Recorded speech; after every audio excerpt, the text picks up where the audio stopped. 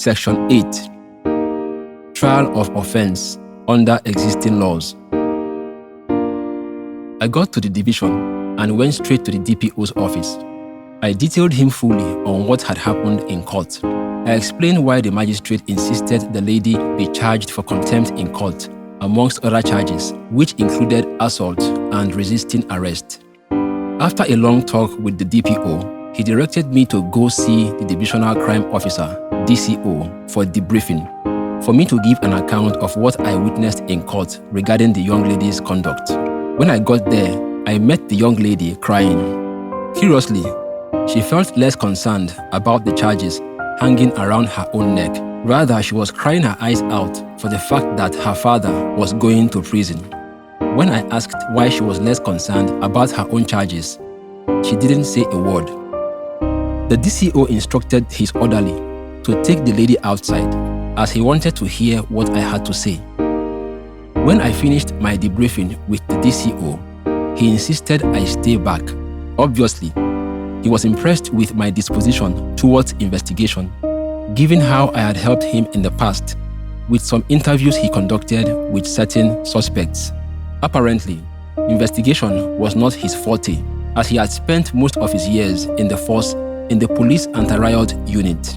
The junior ranks under him took advantage of my presence to bring up other matters, which I politely readdressed. One was a wrong directive he had given previously. The DPO requested I follow him on patrol to monitor and detect dubious activities 2 streets away from the police station.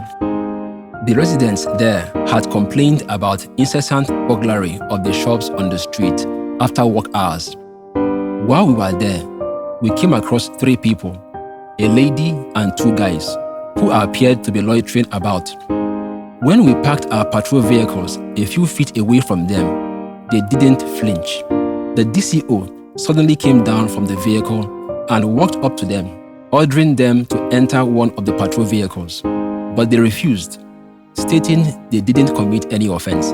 The junior ranks, who were armed and in uniform, moved forward and began forcing them into the patrol vehicle, but they refused, demanding to know what their offense was.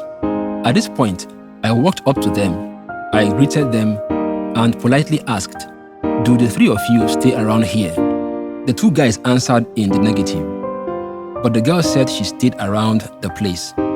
"Then you must be aware of the continuous burglary of shops around here," I said. She said, "Yes, I am. But we are not burglars," one of the 2 guys said. I turned to them. "I'll ask you a couple of questions, and if your answers are convincing enough, I'll let you go. Is that okay?" They agreed it was okay. Good. My first question is, how many people does it take to burgle a shop? They looked at each other in surprise and answered, "A minimum of 2. I smiled because there were 2 of them. My second question is, what does it take to burgle the right shop? They responded with, "A good informant." I smiled again because the lady with them lived on that street. "But that is not the case, officer," one of them lamented, on sensing that I had them exactly where I wanted them.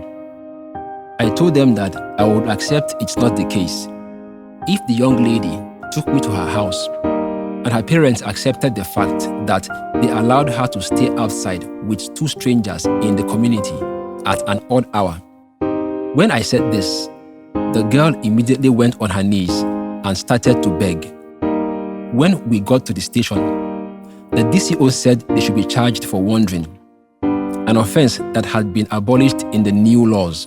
I showed him Section 8 of the Criminal Laws of Lagos State 2015, which clearly states, "No person shall be tried in any court in the state for an offense except under the express provision of this law or any other existing law or regulation."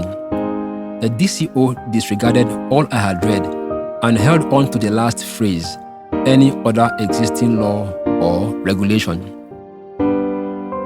His argument was that, how do I know if it's not in some other existing law? He maintained this stand till I showed him Section 1 of the Minor Offence Act, CAP.8 M16L.F.N 2004. The caption read, "Abolishment of offences of wandering, etc." He stared at the section till I took my leave. I guess he was at a crossroads, not knowing exactly what to charge the suspects with. The truth is, they should be warned and granted bail to reliable sureties that will provide them in court when the need arose. Pinning a fictitious charge on them would only earn the DCO a huge embarrassment in court.